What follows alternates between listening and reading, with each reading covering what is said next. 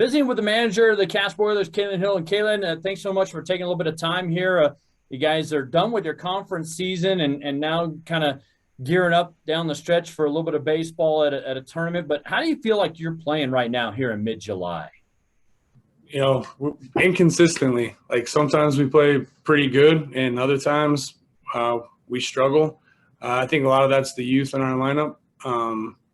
We have a lot of I won't even say youth, just inexperience. We have some guys who are inexperienced, and sometimes it shows, especially offensively. I think we've pitched well. Our defense is vastly improved, but offensively, some days we hit very well, and other days we struggle. So yeah. So what's got to happen here at the end of the season to kind of get you a little more consistent going into state, you think? I think just our at-bats have to be more competitive. I think when we are competitive and we are really locked in, we can play with anyone. We've shown that at times. And then at other times we get into this routine of just getting ourselves out or letting the pitcher dictate how he wants to pitch us, and we're just not competing at the level that we expect. And but other times we do, and so we just have to be very competitive in the box, be tough outs, and we'll be good to go.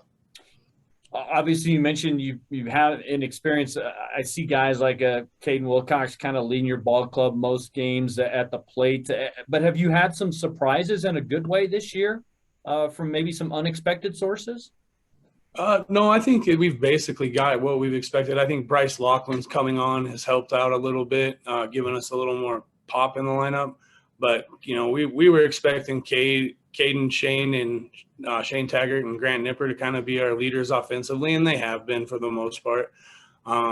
They've all had their weekend slumps and stuff too, and when that happens, it's been unfortunate. But if we could get all three of those guys plus Bryce really rolling at the same time, I think we have what it takes offensively to score enough runs and be real competitive. But just we've only had maybe one or two weekends where all 4 or 5 guys have clicked. So, Tanner and I were just discussing, we feel like we go as Eric Whitley goes.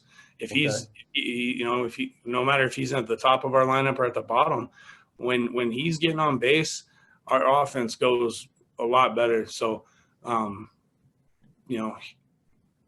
he's the one that I would really put, like, I'm not trying to put pressure on him, but I also want him to know that we know what he's capable of, and we want to see it in action. We've talked a lot about your offense. What about pitching defense? Because we know that can go a long ways towards winning baseball games. So how do you feel about your pitching staff and defensively? How are you playing right now? Defensively, I feel like we're doing the job when we put our 9 that we're trying to put out there for defense. Most of those guys are doing their jobs. Pitching wise, I feel like we've pitched really well since about mid-May. Actually really started in Rapid City. We went and played post 22, and since then I think almost everybody's given us exactly what we expect of them off the bump. We've had a couple bouts of wildness here and there, but for the most part, pitching, I feel like they're doing their job. Is it lights out, we're going to shut you down? No.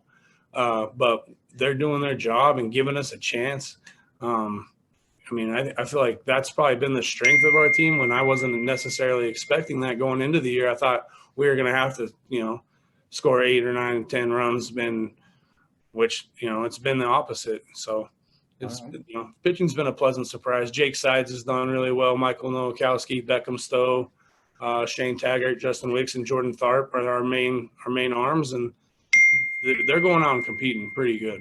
Yeah. So what are your thoughts on AA here as we're getting closer and closer to the state tournament? I think, everybody knows there's a clear-cut favorite, and rightfully so. They got 9 or 10 dudes who go off the bump for them. That makes it tough.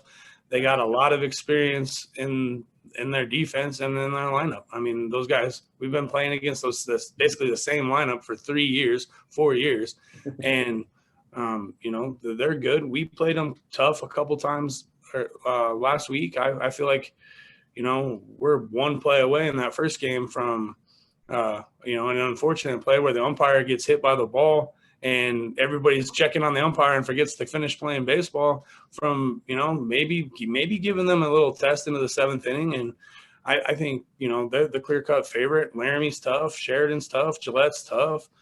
Jackson's vastly improved over last year. Those the guys they got coming over from Idaho are a couple pretty good players. So, you know, I think anybody can beat anybody. I mean, Rock Springs gave us a hell of a fight the other day too, and they went and beat Evanston in a couple conference games. And you know, when they're focused, they'll play you tough. They're vastly improved. Evanston's young, so I mean, I think anybody can do, you know, make a little bit of noise and have a little bit longer run than is expected of them. But I think it can go the other way too. Like, you know, a couple of these teams that have kind of been the forerunners could go 2-1 out just as easy, just because I think that it's a little more balanced than it has been. Mm-hmm. And, you know, it's all going to depend on how it's going that day. Plus, you know, playing on turf, some of those ground balls get through a little easier. So we'll see. I gotcha. Hey, well, thanks so much for taking some time, man. Best luck, and we'll see you in Sheridan. All right. Sounds good. Thank you.